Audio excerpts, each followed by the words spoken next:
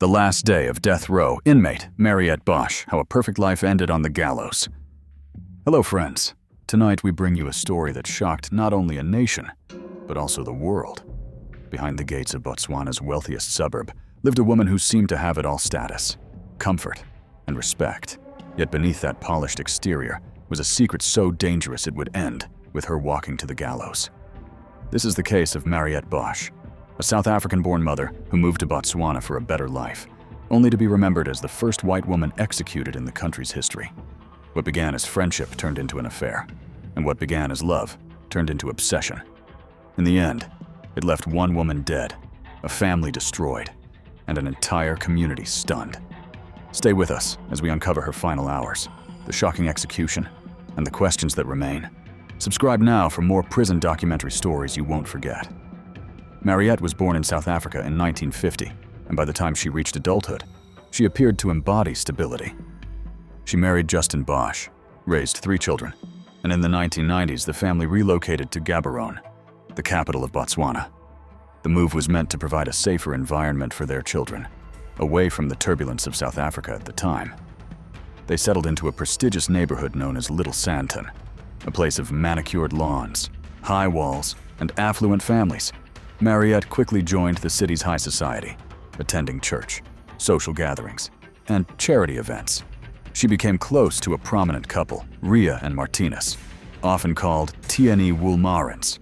At first, it was all tea afternoons and church outings. But soon, the polite smiles and church pew conversations turned into something darker. In 1995, tragedy struck. Justin Bosch, Mariette's husband, died in a car accident. For outsiders, it looked like Mariette had been dealt a cruel hand by fate. But whispers soon spread. Rumors of her growing closeness to Tierney, Ria's husband, began to circulate. Their affair was a poorly kept secret in certain circles, and with that affair came obsession. Tierney had previously separated from his wife Ria, but reconciled with her.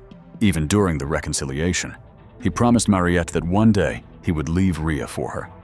But promises are easier spoken than kept, and Mariette was left waiting, watching, and growing increasingly desperate.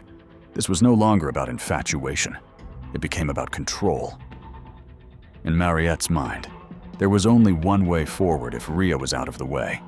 She and Tierney could finally be together, openly.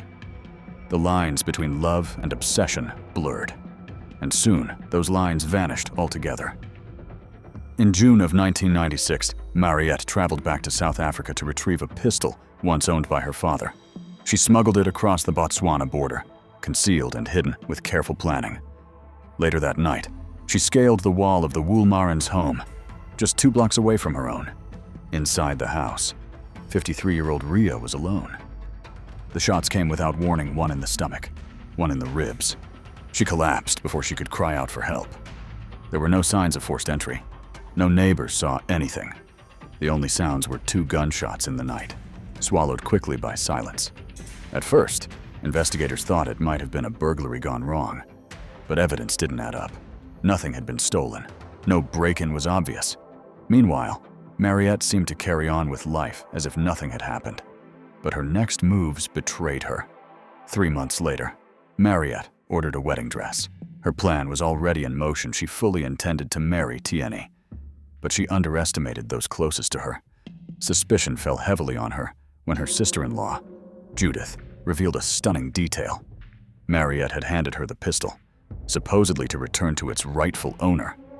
Judith, however, distrusted her and instead took it to the police. Forensic tests confirmed it was the murder weapon. That was the crack investigators needed, and the rest of the case fell into place. When police questioned her, she denied everything. But witnesses came forward. One testified that Mariette had confided in them about her desire to be with Tierney. Others described her jealousy and fixation on eliminating Ria. The prosecution would later call this the 4 L's of murder-love: lust, loot, and loathing. By 1999, the trial had gripped Botswana and South Africa. It wasn't just about the crime. It was about the scandal, the betrayal, the drama of high society. The courtroom was filled with spectators as prosecutors painted Mariette as cold and calculating. They emphasized that she planned the crime in detail, retrieving the pistol, smuggling it across the border, and sneaking into the Woolmarins' home. They stressed how quickly she had moved toward marriage, as if Ria's death were nothing but a stepping stone to a new life. The defense countered with questions about witnesses, pointing to inconsistencies and arguing that others, including her lover Tieni, should have faced charges, but the weight of evidence was too great. In December 1999, Mariette Bosch was found guilty of murder. The sentence, death by hanging. Under Botswana law, the death penalty was mandatory for murder unless there were clear mitigating circumstances. The judge found none. Mariette's time on death row was not long compared to others who sometimes wait decades. For just over a year, she lived in confinement, separated from family, with only limited visits. She prayed, wrote letters, and placed her hope in appeals. Her legal team appealed to Botswana's Court of Appeal, and when that failed, they sought clemency from the president.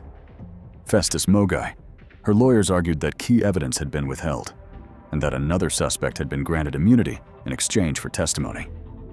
But the courts dismissed the appeals, and President Mogai declined to grant a pardon. What makes this case stand out, dear friends, is not just the crime, but the secrecy of the execution. On March 30th, 2001, Mariette's family believed she was safe. Still awaiting word on her appeal, her husband, Tieni, tried to visit her that day, but prison staff told him the prison was under inspection and visits were suspended. The truth was far darker. Her execution had already been scheduled. At dawn the next morning, March 31st, 2001, she was awakened in her cell at Gaborone Central Prison. There was no final meal, no chance to say goodbye to her children, no priest for comfort until the very last minutes. She was led quietly to the gallows. A small group of officials present the hangman, a doctor, and a minister. At 30 minutes past 5 in the morning, the trapdoor opened and her life ended. Her body was buried in an unmarked grave within the prison grounds, a practice in Botswana to this day. Her family only learned the next morning through a radio broadcast that she had been executed for Tieni. Now her husband. The news came like a thunderclap. He had gone from planning a visit to hearing on the radio that she was gone forever. The secrecy left her family in shock, fueling outrage from human rights groups across the globe. Dear friends, cases like this remind us that the line between a perfect life and complete ruin can be crossed in a single desperate act. What began as a love affair ended in betrayal, death, and a lonely grave inside prison walls. May we never forget the lessons here. Stay with us on Death Watch Diaries for more prison documentary stories.